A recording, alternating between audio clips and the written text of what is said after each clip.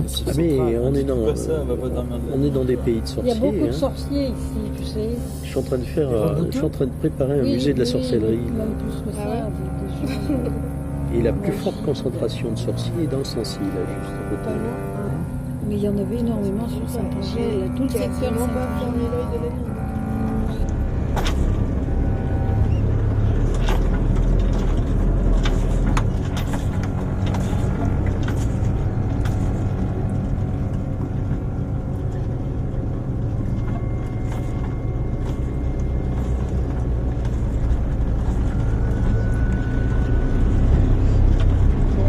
Ce premier exode après la guerre de 14, il y en a tout le temps eu ces exodes, mais le plus flagrant a été en 1920-21, ceux qui n'étaient pas morts.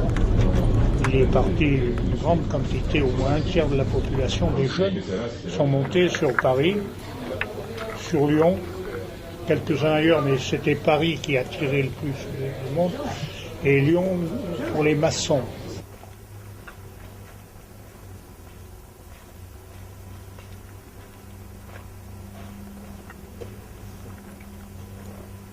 Ça va quoi? Bon, dis donc, on vient de te déranger un peu là. Oui. Je te présente ces messieurs dames là. Bonjour. Monsieur. Bon, cette dame, comme je vous disais, c'est dans Albertine. C'est dans une fille, d'abord fille de mineur et femme de mineur. Surtout femme de mineur. Voilà. Alors, vous pouvez lui expliquer un peu ce que, disons, ce que vous recherchez. Donc, c'est cette fille et elle était femme de mineur. Oui. Femme de mineur. Voilà. Et femme de mineur et petite fille de mineur. Oui. Parce que C'était mineur de père en fils. nos parents, nos grands-parents, nos arrière-grands-parents ont été mineurs. Ben, ils ont C'était été la mine, mineurs, c'était la mine, hein, oui. c'est pas Oui, d'ailleurs. il n'y avait pas bien d'autre chose. C'était le pays minier, il n'y a Oui, pas de oui. tortillé, quoi. Ce bourg, il s'est monté quand ils ont découvert les mines, quoi. Ben oui. Peut-être on peut vous demander, vous qui l'avez connu, comment ça se passait, les journées là-bas. Les journées à la mine. Oui. Ben, Et même votre mari qui a travaillé là-bas. Enfin, il a travaillé dans le chevalement, lui. D'accord. Oui, mais il avait travaillé au fond aussi. Hein. Il avait travaillé au fond et puis après, ben, il a travaillé dans le chevalement jusqu'à la fin. C'est-à-dire qu'il s'occupait de faire descendre... De faire descendre des ouvriers, de faire descendre le matériel et tout ça. Du reste, quand la mine a fermé, il est resté encore un an après pour remonter le matériel qui était au fond et voilà. Ah, il a fallu autant de Et temps. ben, pour il a fallu récupérer. remonter. C'est-à-dire qu'ils en ont remonté, mais ils en ont laissé Ah aussi. ben ils en ont peut-être laissé aussi, Oh, mais oui. enfin bon. Enfin, ils en ont remonté quand même pas mal. Mais ils en ont remonté pas mal, oui. Fait, bien sûr. Oui. Peut-être y avez vous-même travaillé un petit peu comme trieuse de charbon ou Ah non, pas non, du non, tout. non, non. Non, ça se faisait plus déjà. Ah oui, L'entrée du déjà, charbon. quand la mine a rouvert en 41, En 41, début 41, oui. et quand la mine a rouvert en 41, on faisait plus travailler Les femmes ne travaillaient plus. les femmes travaillaient plus. Non. Où on sait qu'on a vu ça, où c'est qu'on a vu les photos ou les trieuses de charbon, c'est avant la fermeture de 34. Oui, oui. Avant la fermeture de 34. Ouais, ouais, ouais. Alors là, les femmes travaillaient. traillaient encore le charbon. Là. Les Du femmes reste. et les enfants. Du reste, notre grand-mère, Ouais. ma grand-mère de la même Messadou, elle y a travaillé comme... Les familles ici doivent avoir un lien avec les mines. Ah oui, Sauf, mais sauf- enfin- sauf les nouveaux arrivants. Oui, voilà. Ça, faut Voilà. connaître une chose, ça a bien changé. Mais Les non. vieilles familles comme Oui. Albertine, comme moi, tout ça, il y en a plus pas Il y en a beaucoup. plus Il y en a beaucoup, plus. Il y en a même plus. Hein. oui, Bon, oui, moi j'ai encore une sœur qui est dans le coin, là, c'est tout. Oui, Notamment de ça, on a pu. Ça Alors fait ça s'est greffé d'autres familles Oui, qui ont aucune attache, disons, avec des mineurs, quoi. Avec C'est pas pareil. les gens, c'est complètement différent. Quoi. Ceux qui avaient quelques années de mine, ben, ils ont parti faire leur carrière ailleurs. Voilà, il y en a c'est qui fini, hein. restés sur place. Pourquoi? Parce qu'ils étaient propriétaires. Oui, on n'avait rien. les fonds C'est sont- moins facile. Et on n'en a pas de fonds. Il n'y a Alors, pas bon, les moyens non plus. j'ai hein, un copain, j'ai dit, bah, tiens, moi je bricole beaucoup, alors il me donnait des bouts de ferraille que je soudais pour allonger. Enfin, j'ai fait de la récupération pas mal. Mm. Tout était comme ça. Et donc, comme M. Sado nous a dit, les mineurs vivaient quand même assez confortablement quand Ouais. la mine Oui, tournait. oui. Ah bah, ça s'était bien amélioré aussi. Hein. Ouais, Ça avait quand même peu. Et même, je parle surtout au niveau salaire. Au niveau Ouais. salaire, Ouais. les mineurs étaient Oui, assez. c'était bien payé. Mais c'était Par quand contre, même c'était un travail dur c'était aussi. quand même un métier dur. Hein. Un métier dur et un métier dangereux. Dur et dangereux, Ah, et oui. puis malheureusement... Pour ceux qui étaient travaillés au fond, les éboulements, les coups de... Il n'y avait pas de grisou. Il n'y a pas de grisou. Non, il n'y avait pas de grisou. Chez nous, il n'y a pas de grisou. Le Bah, c'était charbon pas profond, de hein. première qualité, puis c'était pas profond. Il aurait peut-être fallu C'était aller pas plus profond pour avoir de meilleure qualité, peut-être. Bah, c'est ce que je disais hier, ils arrivaient justement à des qualités supérieures. Ah oui. Il fallait creuser plus loin. Au niveau politique, au niveau pas du rendement, au niveau ci, au niveau ça, Oui. ils ont fermé les livres. Oui. Ben oui. Ben, à l'époque, le pétrole est arrivé, il coûtait pas cher.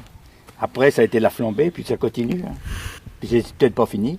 Ils nous allument de partout, quoi. Vous avez beaucoup d'engins agricoles? Non, vous avez un seul tracteur? On va en a un ou deux tracteurs. Enfin, on en consomme quand même. Hein. Ouais, bien sûr.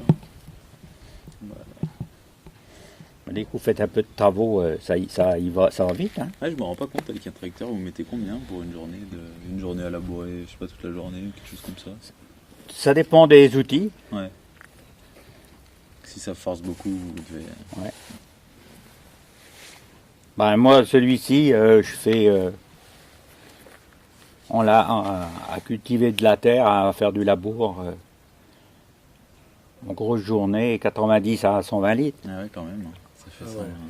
Ça fait 100. Et j'ai un... journée, quoi.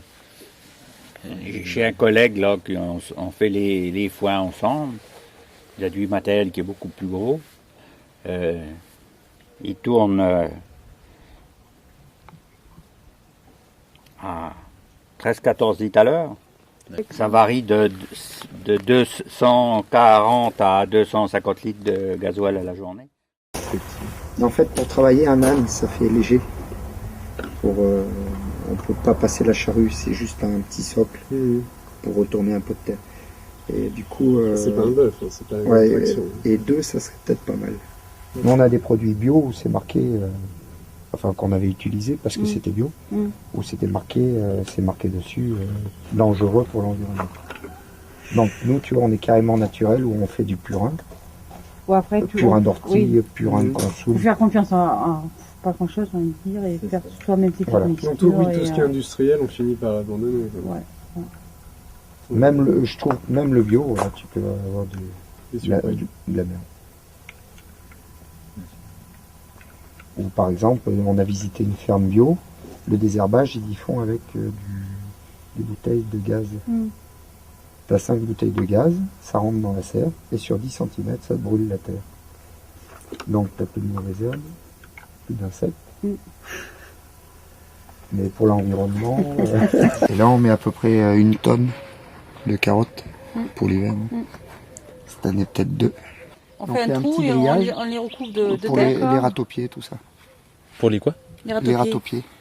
Ça mange les carottes. D'accord. Les pommes de terre. C'est des rats. D'accord, les rats. Avec des grandes dents qui mangent que des légumes.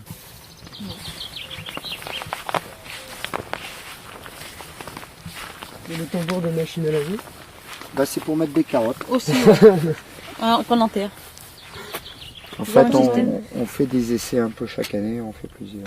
Non, c'est on les ramasse. pour les stocker, Oui, pour les passer vendre l'hiver. En hiver. Eh ben voilà, c'est bien. Là, c'est nos plans de... Là, en fait, au printemps, il y a à peu près 4000 petits pots. On fait des plans aussi. Pour nous, et puis on en vend un peu. Et vu qu'on désherbe à la main, on laisse les arbres.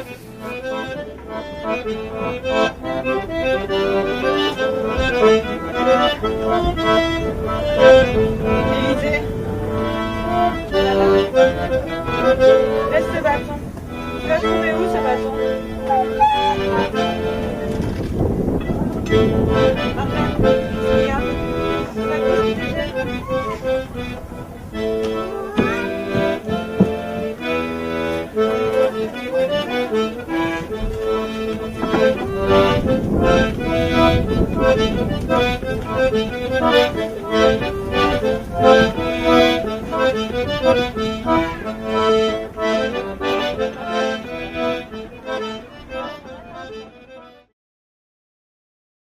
Je suis ici, madame. Moi, je suis arrivé ici en 59. Donc, Et je suis né en 1934 sur la commune de Saint-Sulpice-les-Bois. Quoi donc juste à côté? Vous voyez, je suis toujours resté ici. Je ne suis jamais allé en vacances. Je n'ai rien fait de particulier. Je n'ai pas le droit de figurer nulle part, puisque de ce fait, qu'est-ce que vous voulez, non. Non, non. Pour garder les gens d'ici, que fait-on pour eux? Moi, je gardais les moutons, vous savez, c'est un pauvre métier, donc personne ne veut parler. Mais c'est quand même un métier. C'est tout. Nous sommes deux ici pour faire tout le travail qu'il y a. Je vous assure qu'on ne s'ennuie pas. Hein. Vous avez encore des moutons, là? Ah ben oui, les moutons, c'est moi qui les garde, c'est mon métier. Vous avez combien de bêtes? De quoi, des bêtes? Elles ne sont pas à moi, bien sûr, puisque moi je suis à la retraite, vous voyez bien. Oui. Mais il y a 75 moutons. Il y en avait beaucoup plus, on en a enlevé parce que le travail, il faut le faire. Ouais. C'est pas le tout de dire j'ai des moutons, mais il faut les alimenter, il faut les garder, il faut les soigner, il faut s'en occuper. Et il y a les vaches. Et c'est très difficile ici parce que c'est tordu, ça penche dans tous les sens. Moi qui suis de 1000 vaches, je m'y suis pas encore habitué dans ce mauvais pays. D'accord. C'est pas plat, hein. Alors, c'est pas facile, hein. Et puis là maintenant c'est devenu infernal, il y a les machines, hein. Il faut les suivre les machines. Hein. Il y a de moins en moins de personnel, vous savez que c'est dur. Hein. Le garçon, lui, avec tout le travail que nous avons fait, nous, à deux, il va rester tout seul, je ne sais pas, il ne pourra pas y arriver, il faudra qu'il arrête. Donc c'est lui qui a repris l'exploitation. Oui. Qu'est-ce que vous voulez? Il ne peut pas être à courir derrière les moutons, il ne peut pas être à courir derrière les vaches, il ne peut pas être à faire du foin, on ne peut pas être partout et vivre correctement. À côté de ça, il y a les repas, vous savez bien. Cette désertification, elle doit être générale dans le Corrèze, mais même le cœur du Massif central. Et donc, il est parti une vague en 1918, je vous disais, il y avait 1800 habitants, et il y en avait encore 1020 en 1945. Et après, on est tombé à 500 et 400, 600. Juste à maintenant, c'est reparti. C'est reparti grâce à l'apport de nombreux jeunes qui sont venus. Et donc ces jeunes sont venus. Ils m'ont demandé s'ils trouvaient une ferme pour faire un appui. Ils ont trouvé cette ferme qui était en vente. Et ils se sont installés pour continuer à faire souche. Maintenant, il y a une grande partie qui a des enfants et qui ont repris la ferme ici, la ferme de la Taillot. Je ne sais pas si vous y avez été voir. Non, pas encore. Il faut aller voir, il y a des magnifiques ateliers de menuiserie, il y a des serres, ils font du maraîchage, d'autres ont des moutons. Ils se débrouillent très bien. Et ça refait un regain de population, ça a permis de sauver l'école l'année dernière, qui de 5 ou 6 gamins va remonter à 17 ou 18. Oui, mais Royères-Jansiou ou Faux-la-Montagne, on se redéveloppe grâce à l'apport de ces jeunes venant des villes, mais de toute façon il y a un retour. Comme quoi il ne faut jamais désespérer dans la vie. Que garde avant le chou blanc moutou, que garde avant long la mirette, que garde avant chou moutou. Tout le chemin m'a précédé, Paris par là, turlututu, Paris par là, long la lirette, Paris par là d'amour. Paris par là, long la lirette, Paris par là d'amour. Mon bon monsieur me répondait la belle, on ne sait pas. Car mon bordier n'en a petite flûte, perme fafa, turlututu, perme fafa dans le chat. Perme fafa, long la lirette. Ah ouais, c'est trop long. Perme fafa dans le chat. On est la première génération à faire le choix de rester, quoi. Parce que les générations avant nous, celles qui sont restées, c'est qu'ils n'avaient pas le choix, c'est ceux qui ne pouvaient pas partir. Et nous, on est la première vraiment génération à faire à choisir de rester. Quoi. Et Et tu peux, pourquoi peut-être? Ouais, pourquoi ils pouvaient pas partir? Non, pourquoi? C'est ceux qui n'avaient pas forcément les moyens intellectuels ou financiers de partir. Nous, on est vraiment la première génération intellectuellement à avoir fait le choix de rester, quoi, clairement, quoi. Ce qui n'était pas le cas des autres. Et parce que la génération de mes parents, il y en a qui sont revenus après. Mais la plupart sont partis, ils étaient fonctionnaires à Paris, à Lyon, à Bordeaux. Et c'est les pires ceux-là quand ils reviennent parce que c'est ceux qui croient tout savoir.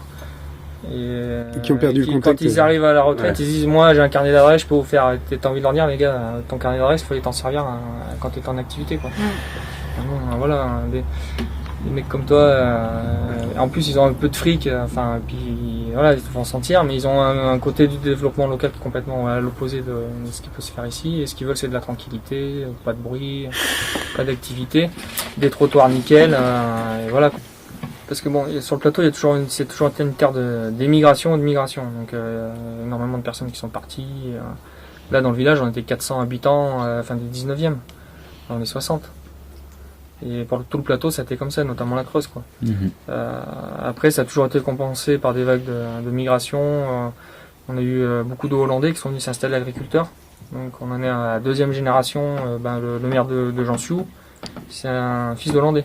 Ses parents, ils parlent hollandais, quoi. Ils sont arrivés, tout le monde l'appelle Pierre, mais c'est Peter son prénom. Tu vois, c'est les mecs qui sont intégrés, ils sont passés. Ils sont tous venus s'installer paysans, mais agriculteurs modernes. Les Hollandais, on leur doit les défriches, les parcelles, les grandes parcelles, l'agriculture extensive sur de grandes surfaces. Ça, c'est eux qui l'ont emmené, quoi. Il n'y avait pas de sapins ici, en fait. C'était que de la bruyère. C'était d'Irlande. Les sapins, ils ont été plantés. Les tourbières et de la bruyère. Les sapins, ils ont été plantés partout. Ici, tu te chauffais à la tourbe. Les sapins, c'est parti d'un mec, Vazeille, Marius Vazeille, qui était ingénieur en eau forêt à Mémac. Et alors le problème, c'est que son concept a été complètement détourné. Lui, comme on était dans un milieu pauvre sur le plateau, il avait inventé le concept de forêt paysanne. Donc c'était chaque agriculteur pouvait planter 2-3 hectares pour assurer un revenu à la retraite. Et puis en fait, ça a été complètement détourné parce que le problème, c'est que tous ceux qui ont migré, qui sont partis, ils étaient restés propriétaires de terrain et comme ils habitaient loin, ils ont tout planté, quoi. Et en fait, les plantations n'appartiennent pas aux gens du pays, quoi. Il n'y a pas un agriculteur qui a un hectare de sapin, quoi. Enfin, ou très peu. C'est soit des tout petites propriétés, soit des gros ensembles de 250-300 hectares. Mais ça a complètement été détourné du schéma initial.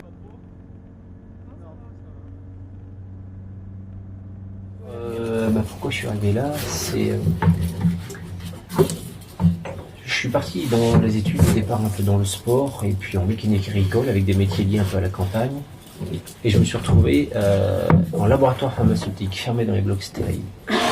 Les années 90 où il y avait un peu de boulot un peu partout et j'étais arrivé là-bas chez MS Déchibré, donc sur Clermont-Ferrand pour ne pas les citer, une grosse multinationale. Et puis au bout de quelques années, ça m'a vite pris la tête, j'étais pas du tout à ma place, quoi. Et j'ai pris le temps de réfléchir à ce qui me plaisait et de trouver mon élément. Et puis, en lisant Obélix Astérix, je me suis dit, mais moi je suis bien dans la BD, là, dans le village d'Obélix Astérix. Donc je me suis dit, je vais me faire mon village d'Obélix Astérix, où on sera plus en France, plus en Europe à subir les contraintes de toute la réglementation. On sera en Gaule, où ça sera la rencontre, la convivialité, la simplicité, le respect, quoi, mise en avant. Voilà.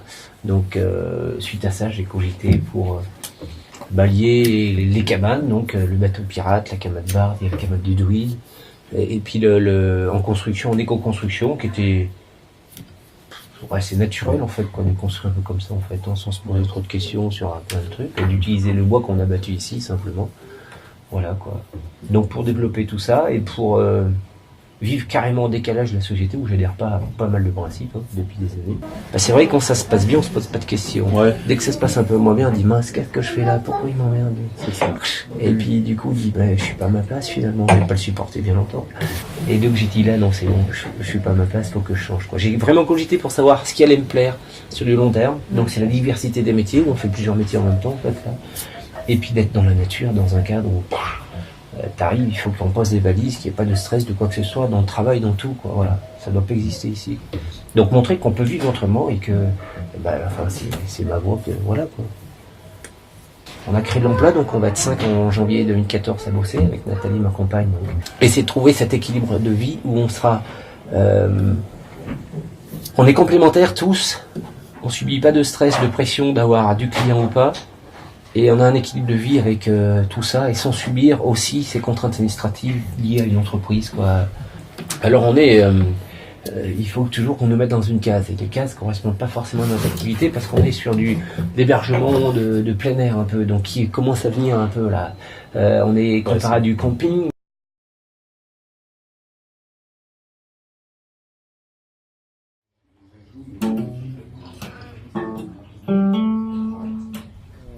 On n'est pas du tout du milieu agricole.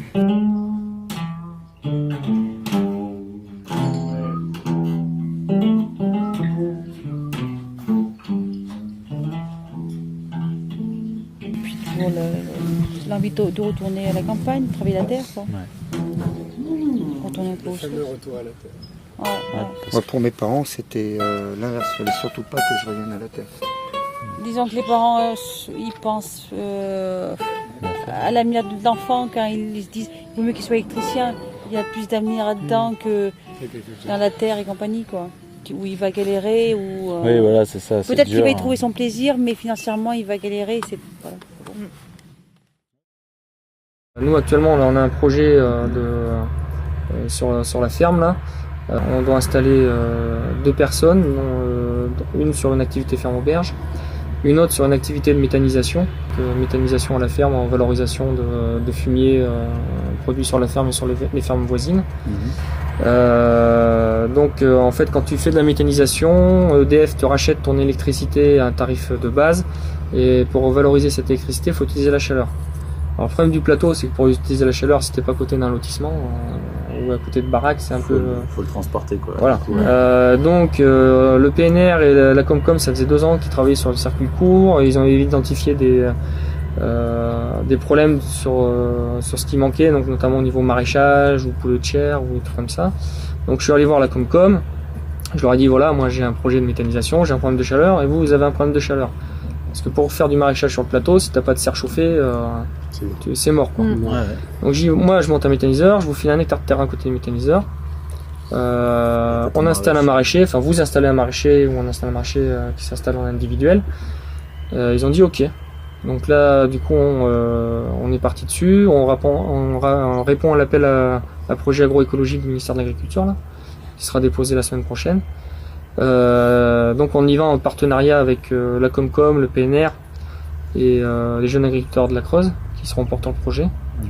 Et donc en fait le projet, donc c'est un méthaniseur avec plusieurs apporteurs de fumier, une utilisation collective de la chaleur, donc sur une serre de 2000 m² avec installation d'un agriculteur qui habite dans le village là, qui est ingénieur agro et dont le père est maraîcher, qui est originaire du Nord, qui est pareil, qui est arrivé là par hasard et qui est là depuis 2-3 ans. Sur les serres, elles serviront aussi à faire du test pour les gens qui veulent s'installer, donc qui veulent se former, voir si c'est possible ou pas. Il y aura une partie collective de la serre chauffée qui servira à faire du plan aussi pour les autres maraîchers du plateau qui n'ont pas de serre, donc pour un démarrage vachement plus tôt, quoi. Après, un voisin qui apporte du fumier qui va monter un poulailler bio. Pareil, donc le maraîcher est bio aussi. Parce qu'en fait, toute notre ferme est bio aussi. On n'a pas parlé, mais on est tout en bio. Donc on va faire une sorte de pôle bio en fait. Du coup, du poulet de chair. Et après, on descend aussi le réseau de chaleur jusqu'à notre labo de transformation pour faire des économies de gaz pour l'eau chaude quand on fait le nettoyage, tout ça. Et t'es obligé de passer par EDF, tu veux pas passer par... C'est EDF qui rachète, c'est des contrats de rachat de...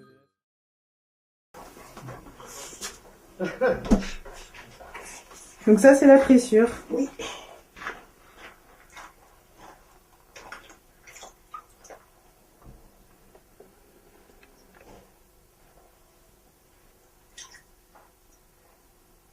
Ah c'est pas beaucoup hein.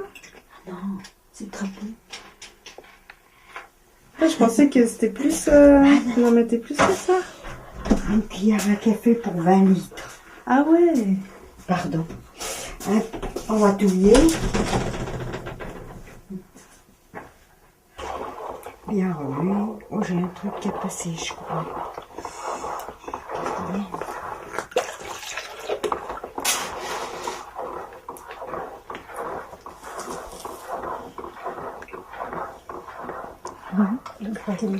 C'est le début du caillage. Ouais. Voilà. Et puis après, on les entrepose à la cave. Et hop.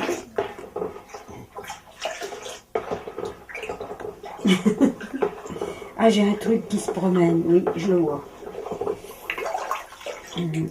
Oh, oui, regarde. Hop. C'est joli le truc. Oh, flûte. Oh. Si, il est là. Ça se fait pas. Bien,